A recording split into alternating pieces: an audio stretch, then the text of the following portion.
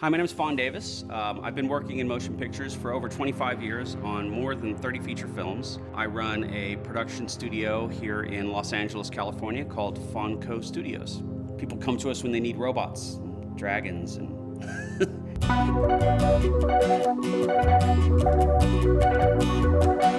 I think I took an interest in motion pictures at age 7. I got a hold of a book that showed how they made the Star Wars movies, and I was already a huge fan of the Star Wars movies.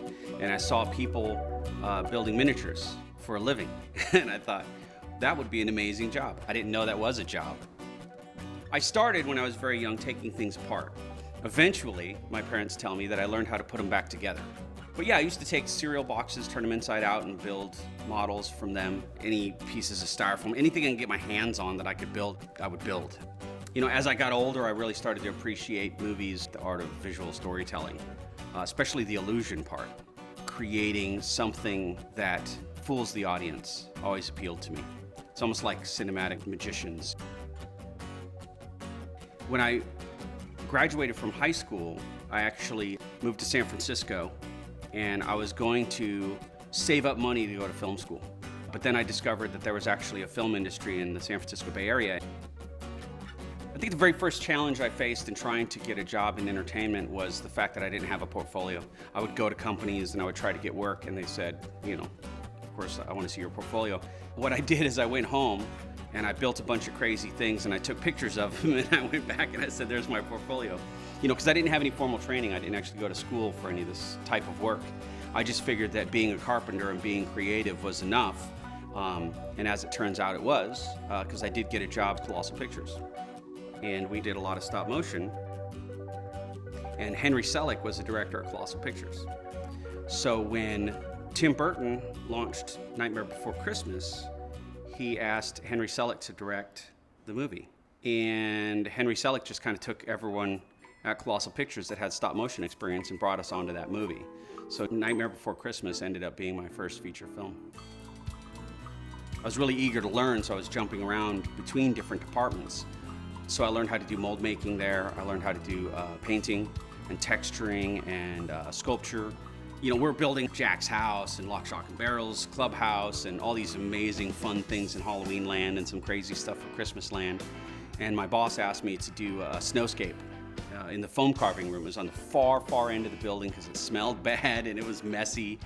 I decided I was going to get that snowscape done as fast as I could so I could get back on some of the more fun projects. And it kind of backfired because he walked in the room and he goes, wow, this is amazing. You're going to do all the snowscapes. You're so fast. So I ended up doing a lot of the snowscapes in the movie. I think my favorite scene in Nightmare Before Christmas that I got to work on was the very end of the movie when Jack and Sally meet on the snow spiral hill. So that was my prop. That was one of those things that I got to do, was a snow spiral hill. So it's just a really, really great way to cement my education in doing creative work.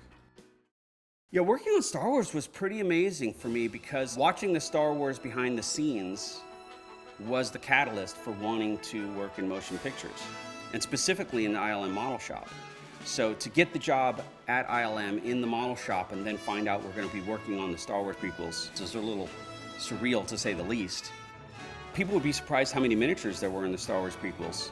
You know, there's a lot of focus on the behind-the-scenes computer graphics and performance capture and all these things that they were creating for those movies. There wasn't a lot of focus on the things that we've been doing for a long time, like miniatures. But we ended up doing more miniatures for the prequels than were done for the original series. I actually get the question frequently, what does it feel like to be replaced by CG? And I always laugh because I've never stopped working for the entire time I've been in this field. It just changes. Christopher Nolan actually has the best approach that I've seen so far. Shoot everything you can in camera, full size, with the actors in costume, like just shoot it for real. And then once physics or schedule or budget get in the way and you can't do it that way, then he turns to miniatures and he makes those miniatures as large as possible.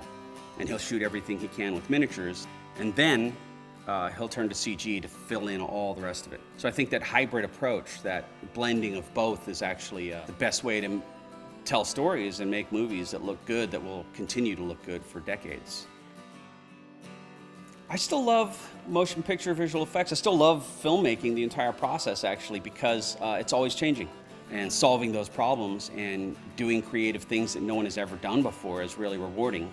I couldn't imagine doing anything else, actually. So, yeah, still love it.